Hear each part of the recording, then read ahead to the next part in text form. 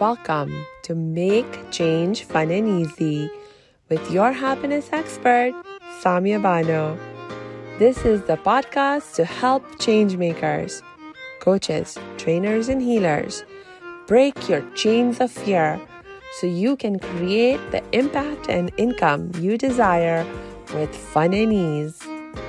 Please make sure you subscribe to enjoy every episode.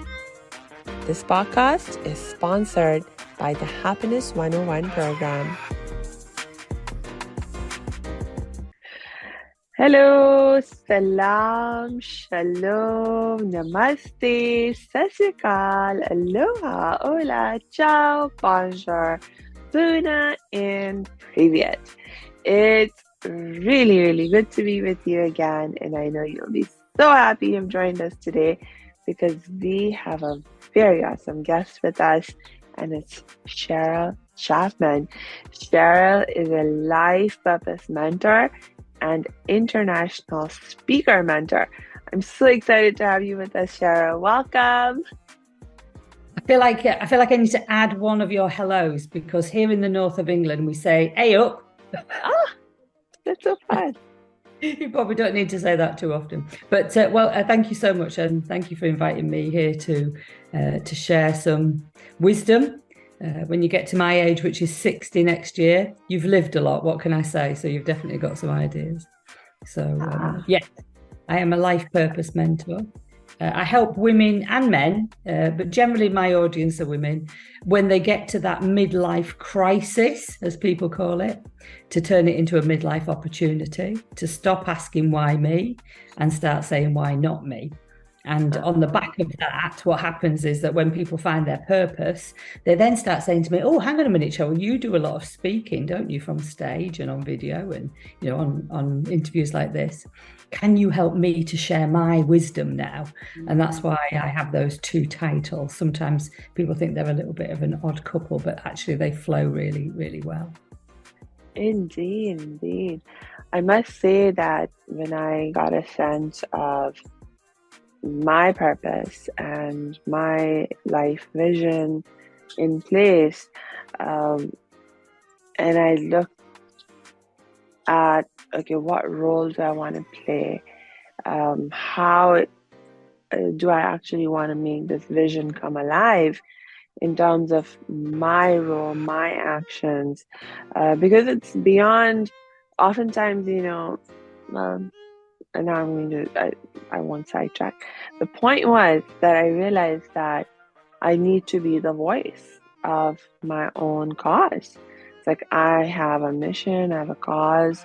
I want to spread positivity, but also I want to, share with people about how they can take control of their wellness and their happiness and all of that kind of good stuff. And the thing is that I need to be the voice of the message that I want to put out there. You can't just depend on other people. It's like, yes, there are other people who are saying similar things, other people that I'm learning from, that I admire and I love when they speak. But there are people who need to hear from me. They will not be, sometimes, you can have 10 people say the same thing, but it doesn't make the same impact on you. And sometimes you need to hear it from a particular person in their voice for that message to really hit you. So a lot of us who are, doing our purpose work, we need to learn how to be the voice of our own messages. So it makes total sense to me what you're doing. Yeah. Well, we have three parts really, which is wisdom. So share your wisdom. Yeah. It's, of course, increase your wealth, because wealth, can be, money in the hand, but obviously wealth can also be that feeling of just feeling like you're living your purpose and sharing it. And then, of course, it is leaving a legacy, because we're not here for a long time, really, in the scheme of things. Even if we manage to reach, 100 years old, that's not really a lot of time, is it? So it's about, if we can find anything that can help, and I have to say, this is true. If you can help at least one person, then that's great. I think that's limiting. Let's just not go out and hope we meet one person today. One is better than none, of course. However, when you use the art of public speaking and you speak one to many, and of course, if COVID gave us anything, it gave us the acceptance, if you like, that you don't necessarily have to be in a room with somebody, and I think we get more people on workshops, webinars, whatever you want to call them, Zoom. I personally prefer to be in a room. I like to feel the energy of people. But again, we wouldn't be speaking if that was the only option, because you're in beautiful LA and I'm in beautiful Lincoln in the UK. So there's a benefit. I do just believe that sharing that wisdom, if you found out something that's worked for you, that ultimately has helped you get away from the pain that you were going through to the gain or the pleasure, if you like, of where you want to be, then why wouldn't you share it? You'd share if you went to a restaurant and had a great meal. So this is something even bigger. So yeah, I definitely believe living on purpose and in purpose is definitely the way to go, because I spent so many years just existing and not really being happy at all. So this is perfect for your channel and your listeners and viewers. Yeah. You just made me think about a distinction that sometimes, you talk about. So there is the purpose of life. And, there's this thing that we can fall into, like you said, where we're just existing. We're just living, going day to day without any sense of purpose. And, for me, I've been there for sure. And I don't know if this is very normal, but I know for me, I kept questioning. I was like, what's even the point of life? Because I was even in the context. So the other kind of purpose was that I realized is, my purpose. What's my purpose as Samia? Apart from, whatever purpose life may have. But, for a long time, I was like, questioning, like, what's the point of life even? Because it seemed to me like people just make up things to keep themselves busy, and it's basically just an excuse to be doing something, because it seems like we can't just not do anything. I tried not doing anything for a while because I was like, I don't see the point of doing all these other things that people want me to do.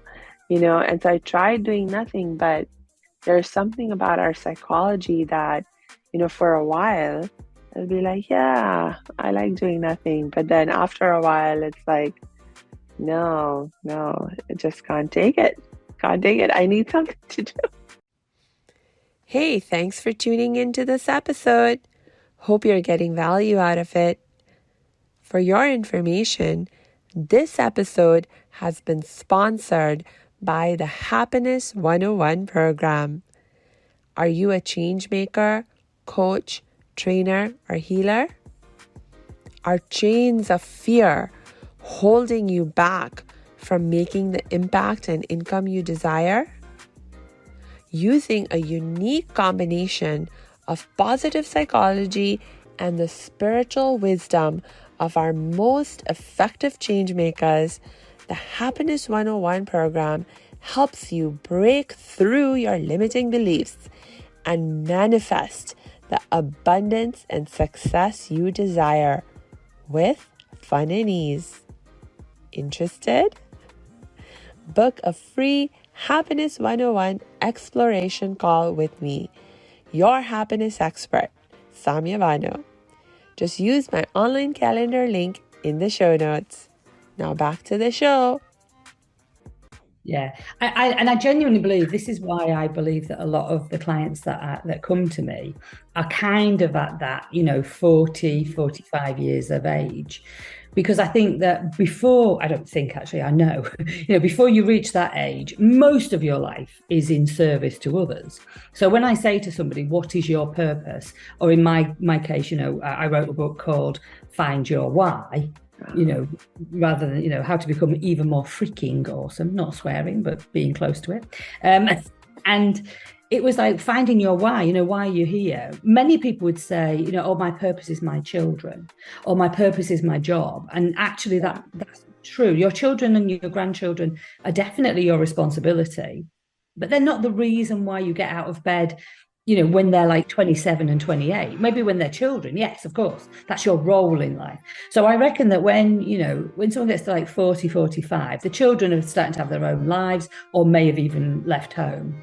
Potentially the relationship that you've had with your other half has changed because, originally there was two of you, then there's a family of you, and now there's two of you again. And so, we grow older, we grow wiser, sometimes we grow stupid, who knows, but we go off on adventures, some people get boring, there's just a change there. There's no judgment here, just a realization.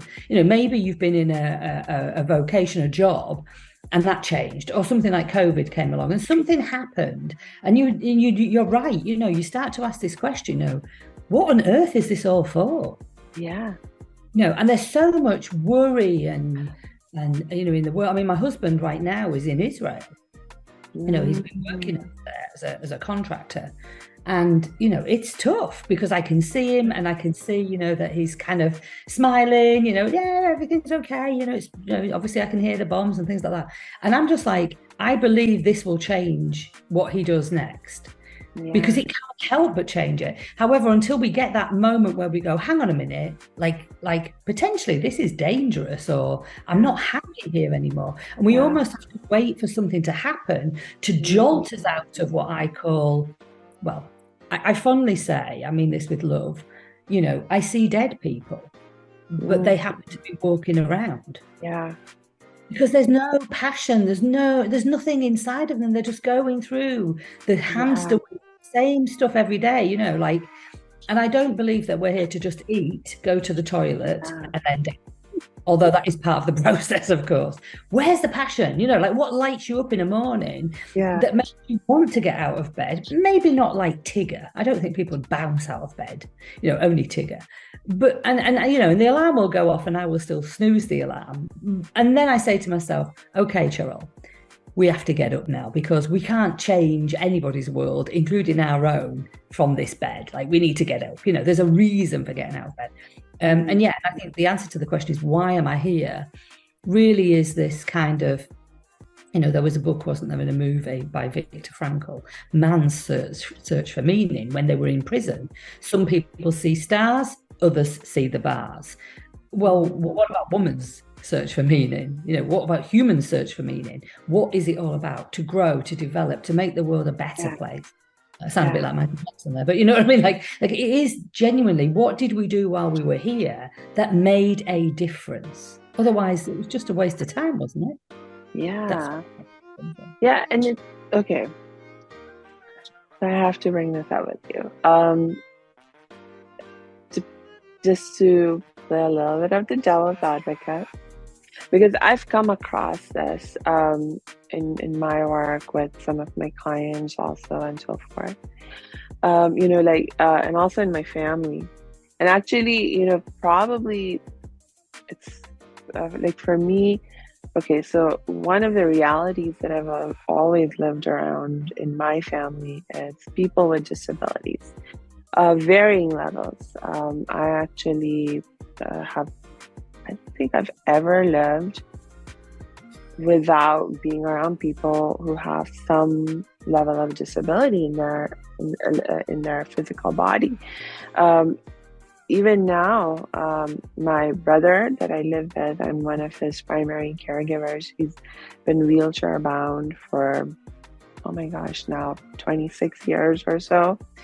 And, beyond that, my grandparents, my aunts, several uncles, Even I know some, extended family circles. And then, and when you have this consciousness, you to have this awareness and sensitivity towards people with disabilities, you sort of like, you know, um, I don't know, like you I guess attract things in your life where you're paying attention to. And so uh, I'm very aware of people with various kinds of disabilities living all around us. And I'm aware of things like when there are steps and there's no slope or no elevator to get into a place, things like that, just because it's not a personal hindrance for me, but there's so many loved ones that I have who are impacted by this. Anyway, one aspect of being around so many people with various levels of disability is, for example, someone who is more severely affected in terms of their physical body, like my brother. His condition is progressive. My uncle had a similar condition. So it runs in our family actually, where their muscles get weaker and weaker with time. And so their capacity to move, to help themselves, to it keeps reducing over time. And so they're able to do in some ways less and less. Like now, my uncle, who had the same condition as my brother, obviously much more progressed in the condition. He just passed away some months ago, and he was at a point in the condition where he could no longer feed himself. He had someone had to be there with him 24/7 to help him change, to help him eat, to help him drink, to help him go to the bathroom. And you start to see people in those situations, and like as family, as people who love them, we're like doing everything that we can to help them, support them, take care of them. And I find huge meaning in helping my brother or helping my uncle or helping my grandparents, because I feel like I'm doing something useful and being in service. But I've heard them express very different emotions where they're feeling helpless, they're feeling useless. They're like, what is the point of my life anymore when I used to be able to do this, and this, and help so many people and serve so many people, and now I cannot. I'm just existing, in this context of my physical body is not working anymore, and it won't do what I wanted to do, what I needed to do, etc. And so it's like, what's the point of life then? It just gives you a very different perspective on the question. And so it just also really makes me again think about even the things that I'm doing. What's the point of them really? Yeah. Well, firstly, sorry for the loss of your uncle, and to care for somebody who has a physical or mental disability is like I don't feel that I would be able to do that in extreme cases. It's not who I am. I'm not able to do that. So to be able to do that and care for somebody else, for yourself as well, that's a real great skill, and compassion. My mother-in-law has dementia. She's 91 this year. And I'm starting to see her deteriorate. We do joke a little bit. So she'll say to me, oh, we do love each other, don't we? And I say, of course we do.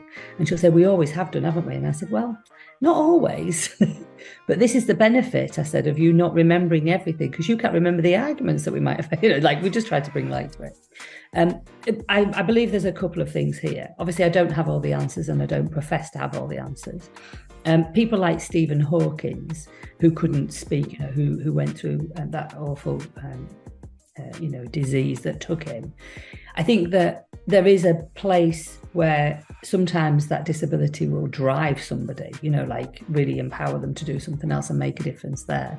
And so whether or not the person with that condition can do for as long as they can do.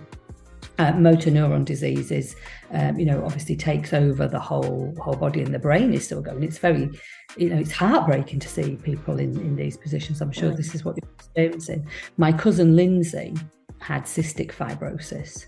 So she was born with a lung disorder. And from the age of probably her awareness of around about 7 or 8 that she wouldn't live, whether or not she knew what that really meant, a long life.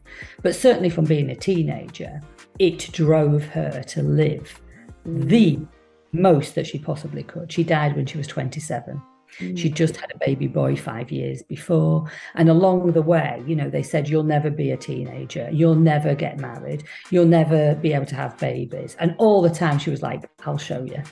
So I think in that, sometimes the purpose comes through. I think her purpose was to be on the planet, to not have to follow rules, sort of make her own as such, to have Jordan, her baby.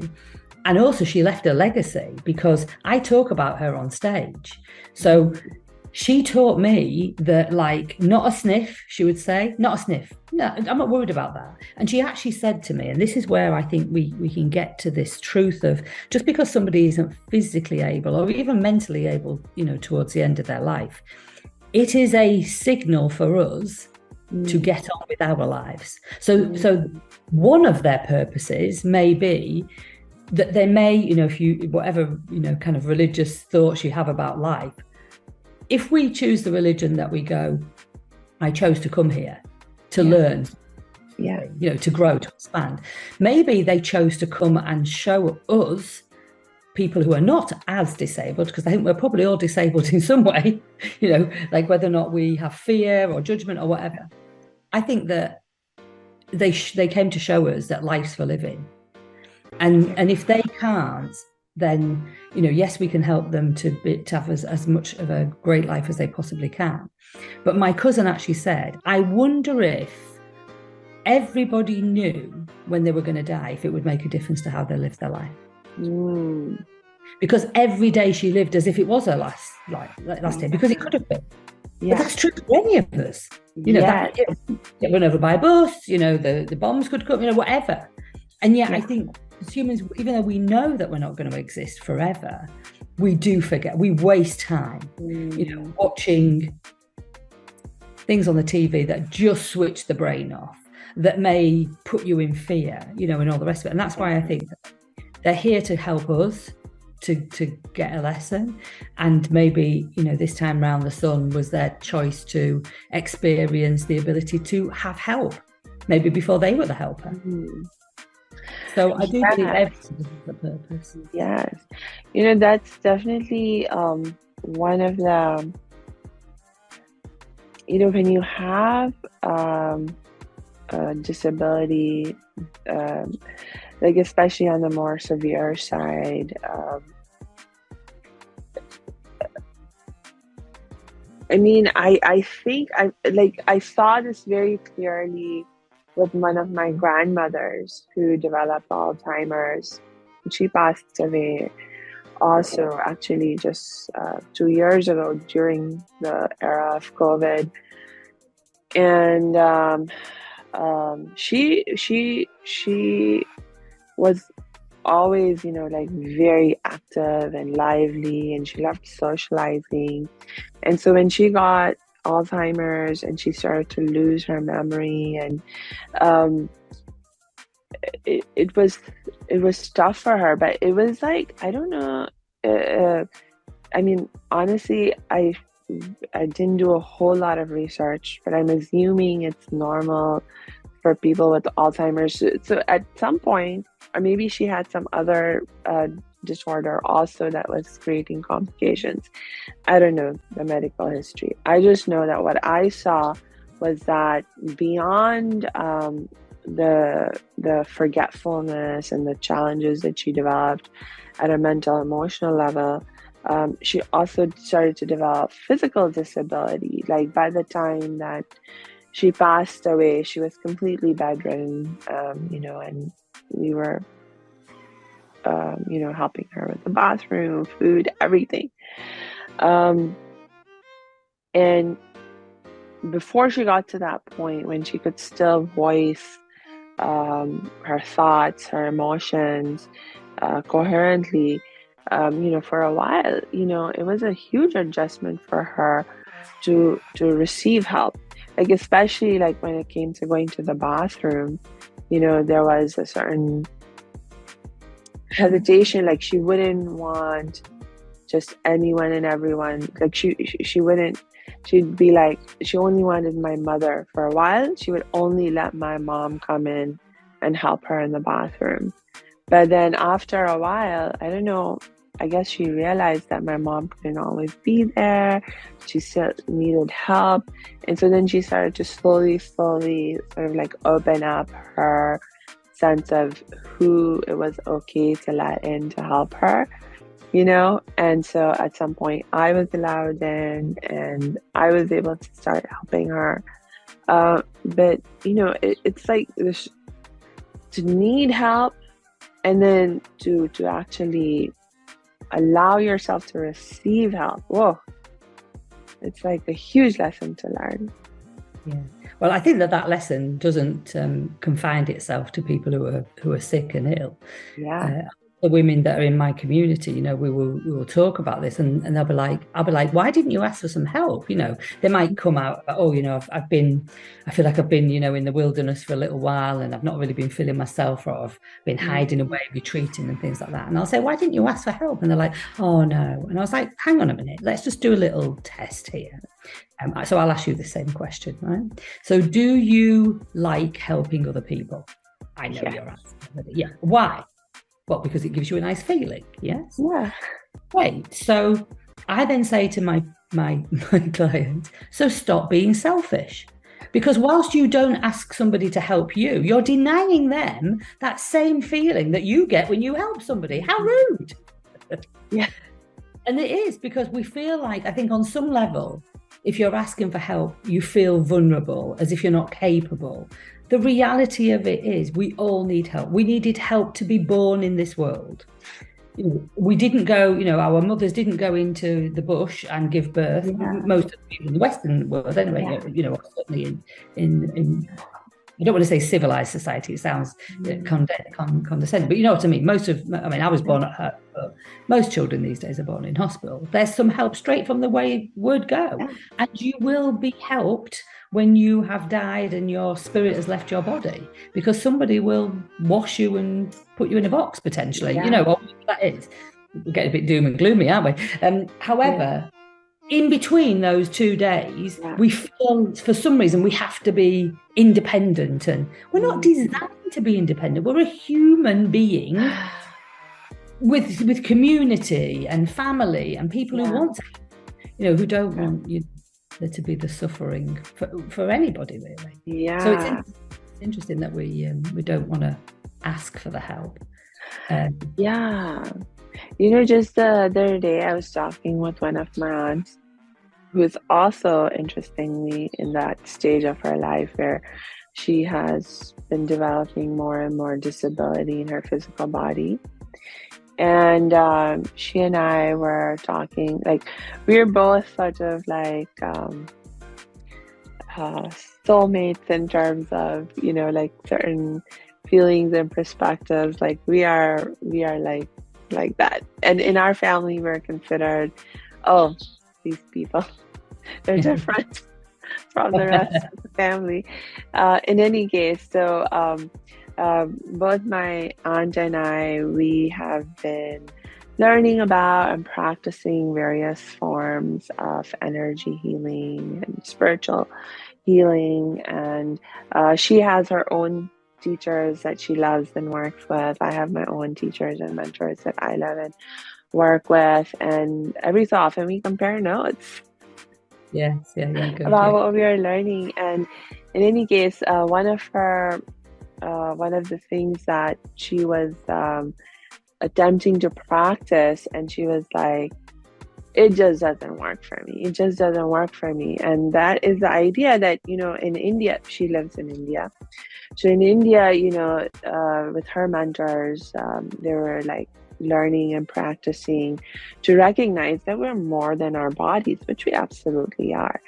And some people use this realization to actually help them deal with pain in the physical body, where they can actually through meditation and through focusing on the non-physical aspects of their beingness, they can take their focus off their body, and therefore their focus off the pain that they're experiencing in their physical body. And my aunt is like, I just can't do that. I just cannot forget my body, especially when it's in pain. I'm like totally in my body, and I understand the philosophy, but I cannot um, leave the awareness of the pain in my body when it's in pain. And I was like, oh, I can actually relate to that, because I have had an issue with migraines since I was a teenager. And when I'm having a migraine, I mean, I've probably developed more fear around that, like psychologically, than there's even need for, in terms of like the physical reality of how bad it is.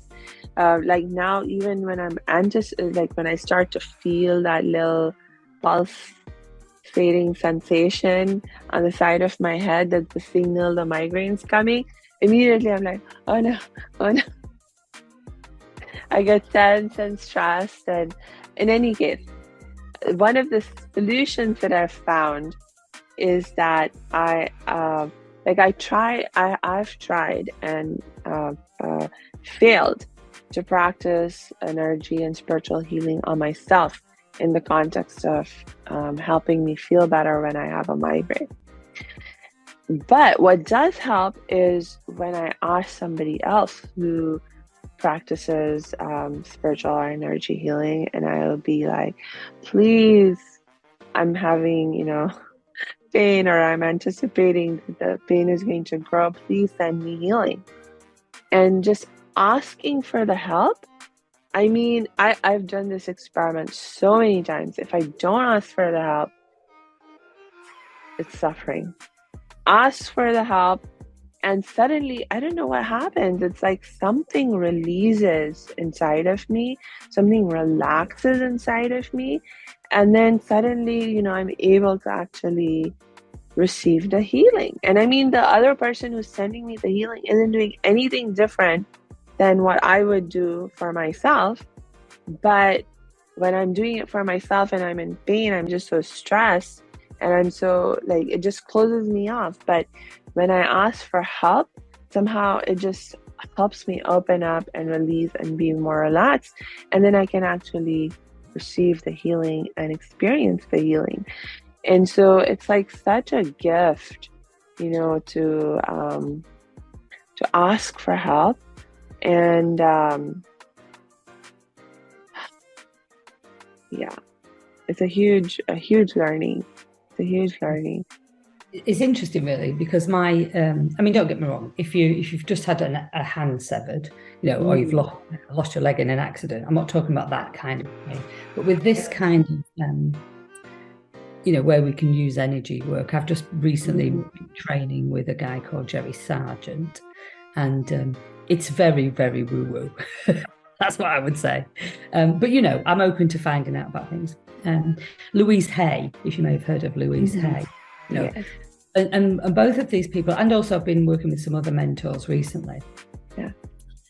There's a saying that I say, because I get a lot of coaches, trainers, people who are already speaking come to me for mentoring. And I say, look, you could be the greatest appendix surgeon in the world, but if you've got to take your own appendix out, it's messy, it's painful, right? So to ask for help, again, it goes back to this asking. Yeah. But Louise Hay, around migraines, for example, this could be you. It's when the body is out of alignment with the thought process.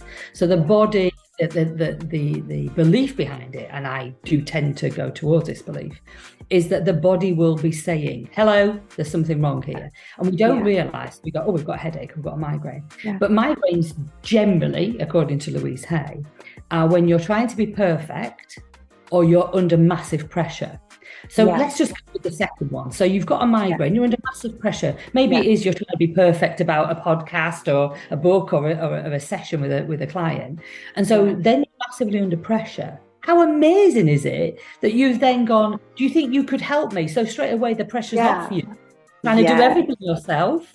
And so somebody else does some healing, and there you go. Actually, in the form of asking to say, can you take my appendix out for me? Because I'm a bit busy. Or my migraine appendix, if you like. Then is half of the, you resolved half of it yourself anyway by taking that pressure. And I do say that this comes up quite a lot of times. A lot of the times when we're teaching, sharing wisdom, we're saying things that we need to hear ourselves. We just forgot that we've come out of alignment on it, and so it might be a bit itchy and scratchy, is why I say, where it doesn't quite feel quite right. And I tend to ask my group, I may be sharing some wisdom, but I tend to say, has anybody else felt this recently? Because I'll only talk about what's going on in my life anyway, most of the time. With my group. And in that, I did this, it's Tuesday today here. So yesterday was Monday, and I have an 8 a.m. live every Monday where I'm, sharing wisdom, etc. And I just said yesterday, is anybody else feeling like, and once I'd spoken it out, she realised how insignificant the thought was. But the feeling that had been created by that thought was like this kind of, I need to talk about this to get this off my chest or to share it. And I felt amazing. Thank you to the ladies in the community. Now, in theory, I am supposed to be the leader of this group. However, they help me just as much as I help them. I'm nobody special. I created a system, called the Find Your Why formula, and that helps people find their why and find their alignment and, and live their life to the full. Just as I created a system to help people to be able to speak on, camera or in live. The system's amazing. I'm just a human like everybody else. Do you know what I mean? So, helping and asking for help. Two sides. It's great to help somebody else, and yet most people won't ask for help. It's true. And in some ways, like when we think about the purpose of our life or what can give our lives meaning, it really doesn't just come down to our relationships. And in that context, asking for help is a constant, because no relationship can be just give. Any healthy relationship would always be give and take, give and receive. So it's like, one of my other teachers, Marissa Peer, she does a little exercise where she says, okay, so I want you to just breathe in. So you and then she says, okay, breathe out. And then it's like, so just breathe out. And then obviously the same thing happens. And she said, this is what life is about. You've got to give and you've got to take, just as you've said, Samia. It's like you've got to give breath, you've got to take breath. You've got to give, you've got to take. As long as it's in equal measures, then you're pretty sorted. We tend to just want to either give ourselves, and make ourselves... I don't really want to use the word victim, but it can be, because if giving becomes a chore or giving becomes out of balance, then sometimes we feel like people are, taking advantage. The reality of it is it's an inside job. Like only you can feel the way you feel. Only you can decide what you want. And I do have a little thought that is, if everybody was just selfish, we'd probably be all right, because everybody would be looking after each other, as in themselves. And we'd all be good. This idea of being selfish, it's so if I could go back to speaking from that more spiritual perspective for a moment, one of the core spiritual realities that pretty much every spiritual tradition that I have studied and that I know of recognizes this, that the core spiritual reality is a oneness, that we're all one. And so when you think of from that perspective, it's like the whole idea of selfishness, it's sort of like, if you're all one, then really you can't really be selfish. And the thing is, yeah, here's my truth now.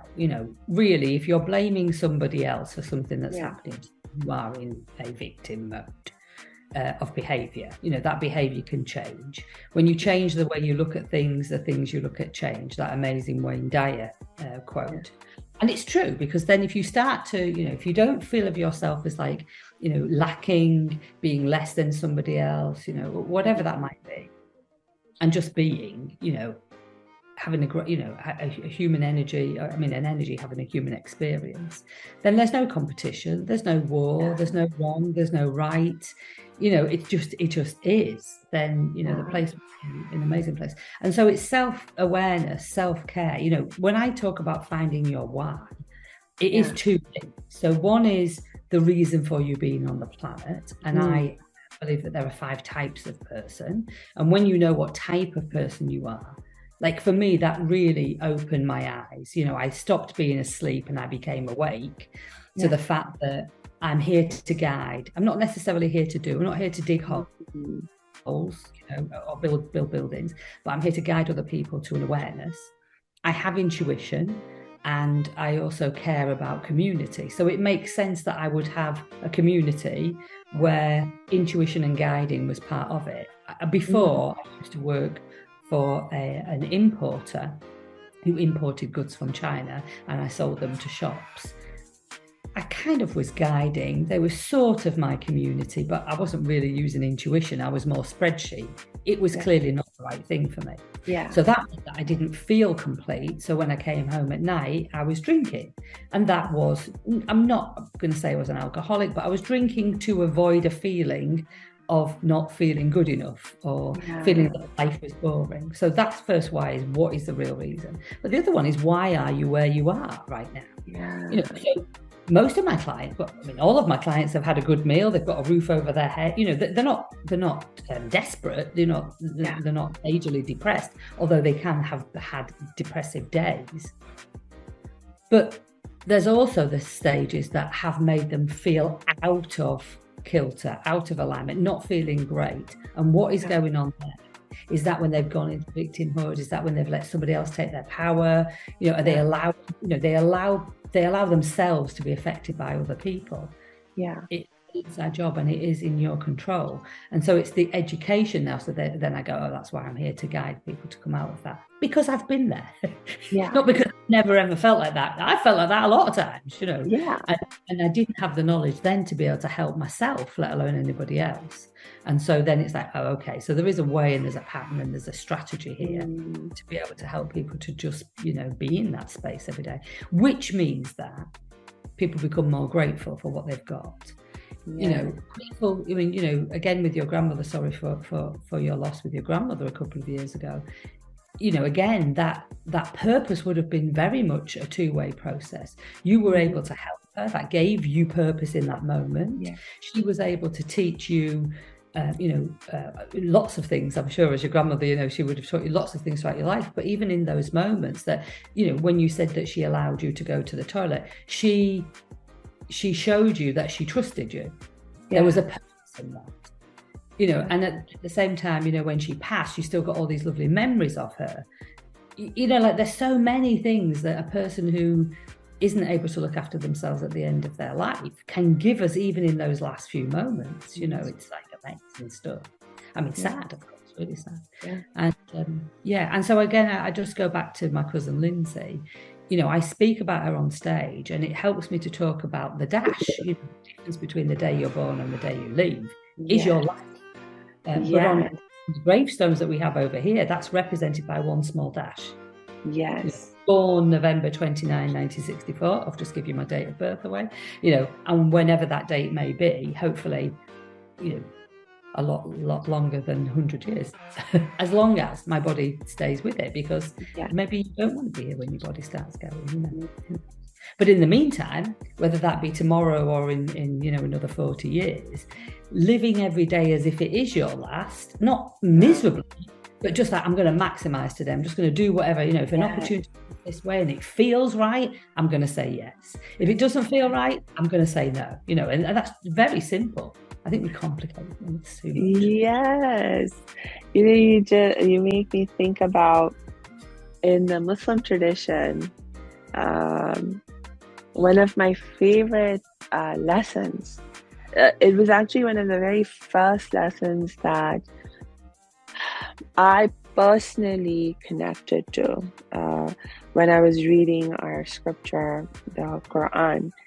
I remember this verse, and it just, like, I was reading it in translation because I don't understand the Arabic. The original language of the scripture is Arabic. I'm not an Arabic speaker, so I was reading in translation, and that's how I remember it. And in translation, it said, so basically referring to a time when you're in trouble, when you're in difficulties, it said, seek help in patience and prayer. And truly it is hard, except for the people who remember that their return is to their Lord. So, I mean, there's just so much depth and wisdom there, but the first, one of the things that had really struck me was the part about, except for the people who remember their return is to their Lord. Meaning, like, if you remember you're going to die, if you remember death, the reality of death, somehow the process of seeking help and patience and prayer becomes easier.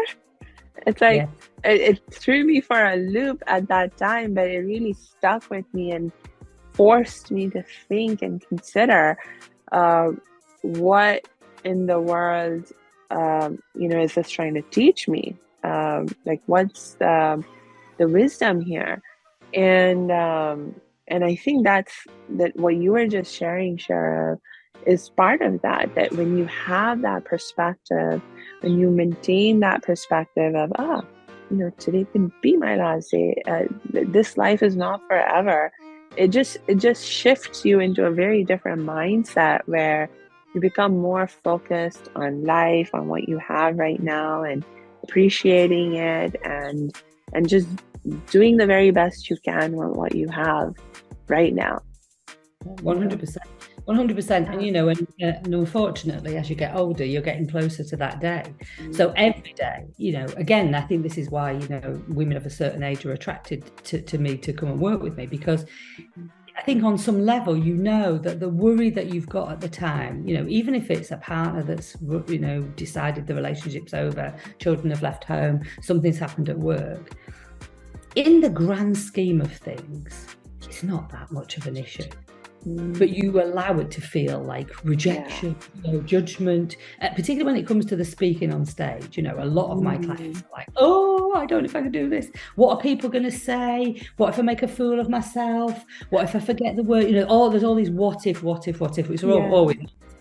And I'm like, what if it goes well? Yeah. And it kind of floors them, because they're like, oh, I haven't thought about that. But what if it's the best thing you've ever done? What if the feeling that you get is amazing? What if there is 1 or 2 or 20 or 30 people in the audience that needed to hear what you had to say today? You know, so let's go to that space instead of the other. And again, you know, it sounds like all I do is live my life talking about death. However, what's the worst thing that can happen? Like you could die. Guess what? It's coming. I have a phrase in my kitchen downstairs, and it says, "Stop taking life too seriously. Nobody gets out alive." And so it is about that, and you know, and you're right. You know, if it's the remembering that you're going to go back to where you came from originally, it's just been a ride. You know, it's just been a journey. Where, you know, would you want to go to, you know, like Disneyland and just tootle around on the swans, you know, when you're an adult? Or do you want to go on the big roller coaster? I mean, because that's life. And that is, that is what we say. It's not really the outcomes, but it's the journey, isn't it? Of any. And my life has changed massively in the last 10 years. I mean, I've been alcohol free for 8 years. I don't know how I had the time to not be thinking, because it just completely, and I know obviously with the Quran, there's no alcohol, anything that takes you out of who you really are, because it's almost like depending on what's going on in your life, maybe sometimes you just try to forget who you are. No, remember. Lion King, there's a great line in there, isn't it, where it's like, remember who you are. And I think when we come to a certain place in our life where we start saying, why am I here? Even those questions are like, why am I here? It's exploratory, it's exciting, it's curiosity. There must be more to life than just this. Because you're going to make it when you start thinking like that. You're going to start doing, your whole thing is make change fun and easy, because you have a choice. And this comes from, I'm very blessed. I live in a beautiful home. I got a nice little car that I drive around with. I spend time with the people that I love. I still have off days, and I've had many bad days in the past. But I don't live in the past. Even when I was in that moment, I was too busy surviving to feel sorry for myself. And so along the way, I think through gratitude and just moving forward and trying to put one step in front of the other and just trying to help somebody else and trying to help myself, because don't get me wrong, when you help somebody else, you feel good. So it's an inside job again. I'm not Mother Teresa. I am actually getting something out of this. I get a great feeling. All of these tiny steps every day has led me to be in this place now where I feel blessed, and I still will carry on doing what I'm doing, because if I don't, I'll start going backwards. And why would I do that? Because tomorrow might be my last day. So let's keep moving forward, and I go to bed tonight with the grace of, God. I'll wake up in the morning and we'll do it all again. And my community is called the Find Your Why Women. I've got Wise Women. But the lounge, which is on Facebook, is called Live, Love, Laugh Lounge. Because Lindsay, my cousin, when she was 27, said, I want you to help my son to live, love and laugh every day. So, you'll find those sayings probably behind me somewhere. There you go. Yeah, I do. You'll find them all over my house, because that's it. We're here to live, we're here to love, we're here to laugh. It doesn't say war, hatred and victim. You don't see many positive sayings around that. And we ourselves can only ever make our world that way. And then if you do the same as you are with your making change fun and easy, and I'm doing the same with the Live, Love, Laugh, and there are other people like us out there doing that, then, let's not get too big, but, that makes the world a better place. It does. Yeah. And that's the easy bit. It's fun and it's easy. And times will be hard sometimes. Well, you can make it easy again, because but switching how you think will change how you feel. And if you switch how you think and change how you feel, then whatever action you take will be a different action from, being miserable, feeling not so good, doing nothing. Inaction is as bad as doing the wrong thing, really. But think positive. And I don't mean everything in life can be changed by thinking positive. We started talking about your family with their disabilities and things. And I don't want to be superficial and disrespectful of that. And at the same time, again, we can all focus on what's wrong, or we can focus on what's beautiful about these people. Nick Vujicic, is a very well-known motivational speaker, and he was born with no limbs. And he's married, he's got a beautiful wife, he's got great kids, he goes around and helps kids in schools. No limbs, no limits. There's a way to reframe things and I think in most situations. I agree with you. And Cheryl, I've been having so much fun talking with you. I can keep going, but I think we better wrap up for today. Thank you so much again for sharing all your wisdom, and I just love the energy that you have, and the live, love, laugh. I could talk with you for another hour just about those three things. Oh my gosh. And Well, if I may, I'll give credit to my cousin Lindsay for those words. Indeed. She didn't create them, but she definitely left them as her legacy. Mm, Of course, we're about wisdom, wealth, and legacy, so that comes from Lindsay. yeah. She's still making an impact, even though, you know, it's nearly 25 years since she died now. So, yeah. Thank you so much for your time. Thank you, Cheryl. Do you have any last things you would like to share with our audience? Maybe if you have any thing you want to say about how they can best get in touch with you or anything else. Yeah, sure. I would just say the first thing that I always say to my ladies and my gents, because I do have gentlemen clients as well, is to remember to live, love and laugh every day.